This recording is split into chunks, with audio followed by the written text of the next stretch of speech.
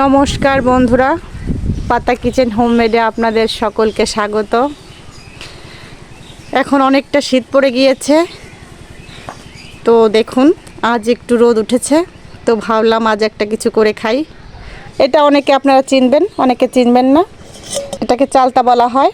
এখন চালতাটা ধুয়ে তারপর কেটে নেব। চালতা ধুয়ে নিয়ে এসেছি, এখন কাটা হবে। চালতাটা এখন কেটে নেওয়া হচ্ছে। দেখুন আমার বোন চালতাটা কাটছে।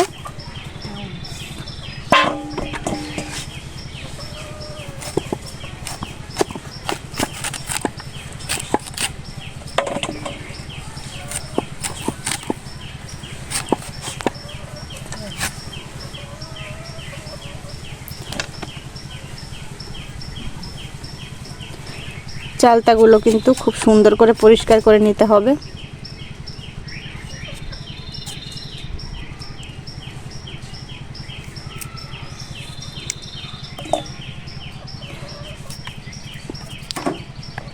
ও মাখামাখিটা খুব ভালো করতে পারে, তো তার জন্য আজ ওকে দিয়ে করানো হচ্ছে। দেখুন উপরে যে সবুজ ছোবড়াটা ছিল সেটা কিন্তু বটির সাহায্যে ছাড়িয়ে নিচ্ছে।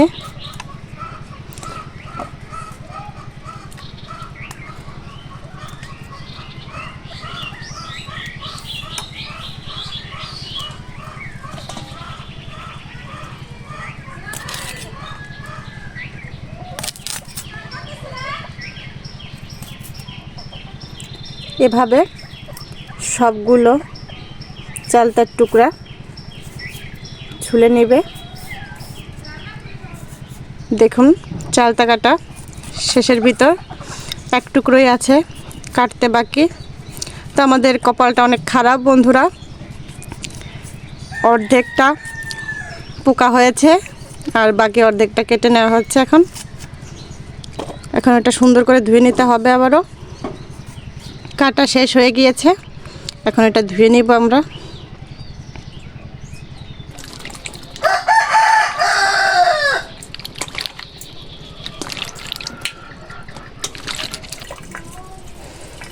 চালতাটা ভালোভাবে ধুয়ে নিয়েছি, চলুন এখন শিলপাটায় বেটে নিব। এটা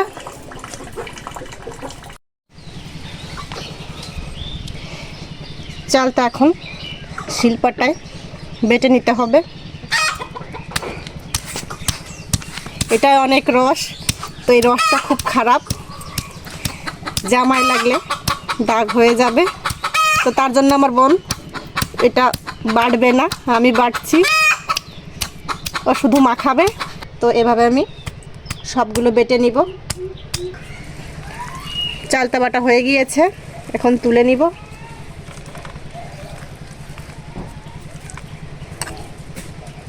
আপনাদের তো একটা কথা বলতে ভুলে গিয়েছি, আমি এখন আছি আমার বাপের বাড়িতে।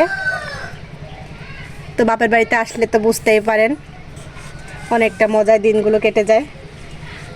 তো চালতার সঙ্গে অ্যাড করব কাঁচামরিচ, নিয়েছি কয়েকটা শুকনো মরিচ, আর দিয়ে দেব কয়েকটা ধনেপাতা। এখন এগুলো ভালোভাবে বেটে নিব। হালকা একটু লবণ দিয়ে নিয়েছি, তাহলে বাটারটা অনেক ভালো হবে।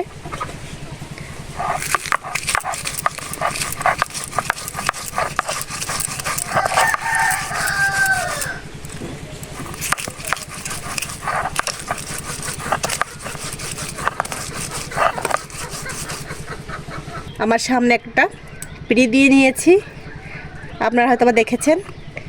ওটা দিয়ে নিয়েছিলাম যাতে চালতার রসটা আমার গায়ে না আসে, তার জন্য দিয়ে নিয়েছিলাম।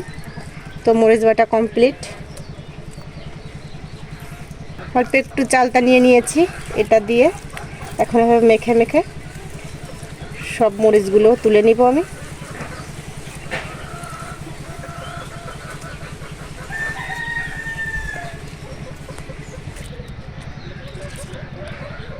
চালতার ভিতর দিয়ে দেবো কয়েকটা লেবু পাতা।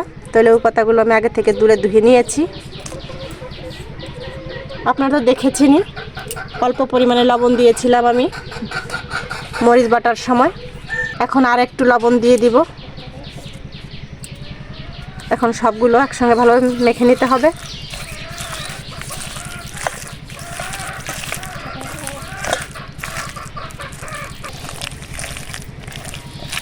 মাখানো হয়ে গিয়েছে, তো এখন আমরা সবাই একসঙ্গে খাবো।